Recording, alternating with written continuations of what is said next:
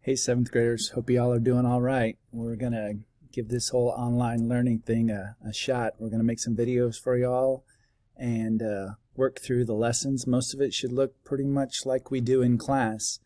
Use your Shirley online e-textbooks, and you can use it as we're doing this videos and you can follow along. It's going to have everything you can need. I'll point out some different things that you may not have used in class or you maybe saw me using.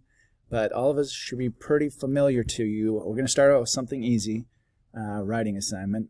It shouldn't take you very long. Of course, whatever you put into it, you're going to get out. So if you want to work a little harder, your paragraph's going to look a little bit better. If you want to just crank out the same old stuff, then that's what you're going to get. So as you're looking at your e-textbook, you'll notice, of course, that the jingles are up at the top. If you want to play it, it's the same button that I use in class. Click down here on the bottom. It looks like a big blue eye. This one's everybody's favorite. It's the transition word jingle. So just click on this box and it'll play it for you. And of course, you get to hear everybody's favorite little rap version of the transition version jingle. Listen, Y'all can dance as much as you want now because there's no reason that you're going to annoy me. So y'all have fun with this. Goof around as much as you want. Parents, join along. Have fun watching your children dance. In the meantime, I'm just going to stop it because you've heard this before. All right, we're going to do a descriptive writing for this lesson and this assignment.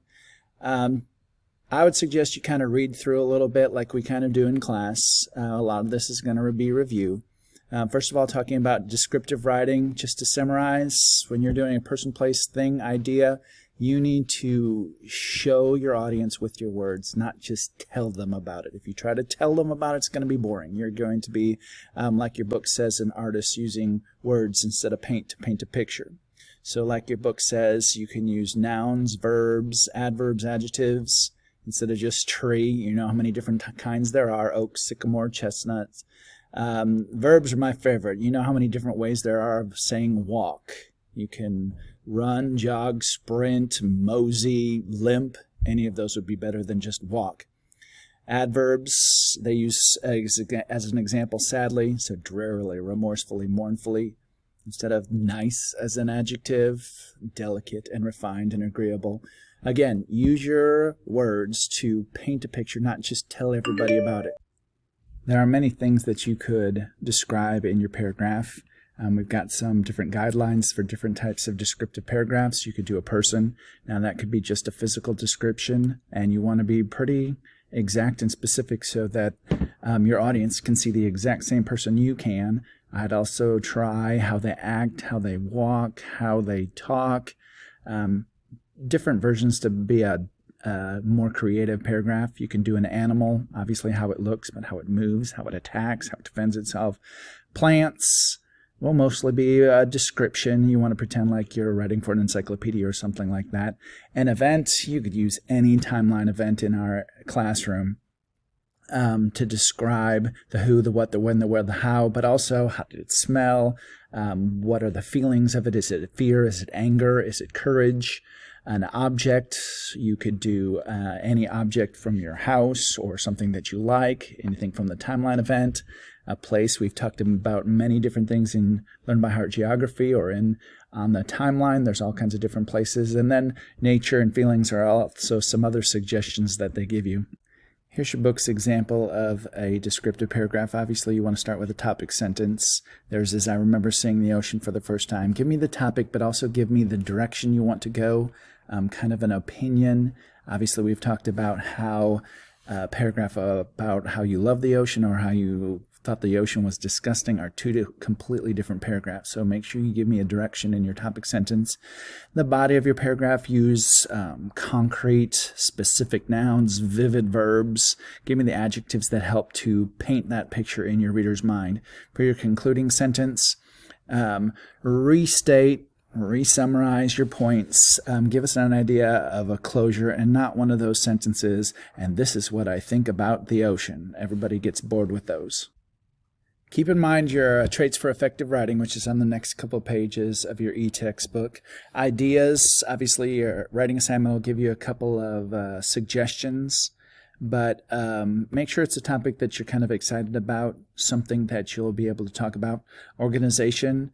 This one says a descriptive paragraph. I would not hesitate to allow a 3-paragraph descriptive essay. A 5-paragraph descriptive essay might be a little bit difficult, but if you want to challenge yourself a little bit, a 3 or a 5-paragraph essay would work great. Word choice. That's exactly what we've been talking about as far as choosing the correct nouns, some vivid verbs, adjectives, and adverbs that paint a picture. Voice. Most of y'all use the 7th grade voice. Some of you have your own specific voice. Remember, that's where I can tell just by listening to the words that you use who has been writing this assignment, because you use certain phrases or descriptions that really paint a picture in my audience's mind. Then sentence fluency. Make sure you're being careful with your sentence structure. A lot of you have problems with compound and complex sentences.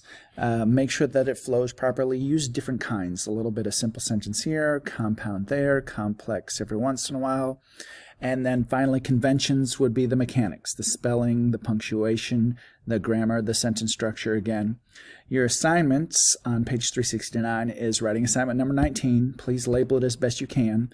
And it is a descriptive paragraph for your classmates, or again, as usual, whatever audience you feel is relevant to your paragraph.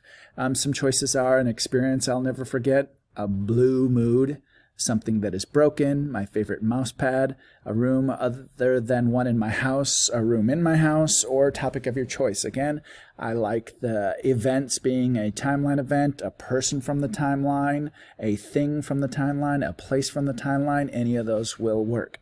I want you to remember down here in the bottom, if you click on that big blue eye, it'll give you some choices of some of the PDFs that you may want to download.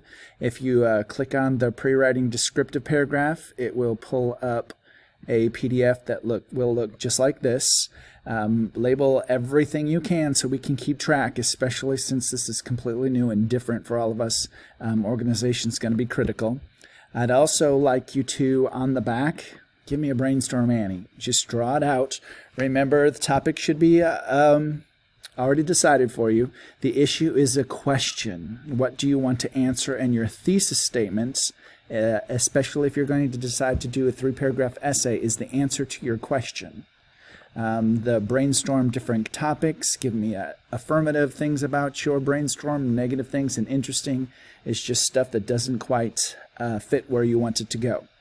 Work on your pre-writing map and your brainstorm, Annie, today, and have a rough draft ready to go. We'll work with probably your parents or siblings that would know what they're doing on editing on another day. If you guys have any questions, feel free to email me. You can attach Word documents or your writing assignment as a PDF if you want me to look at it. My email is erik@oslschool.org. Hope you all have a little bit of fun. Do your best work on this, and we can keep working on this together. Talk to you later. Bye.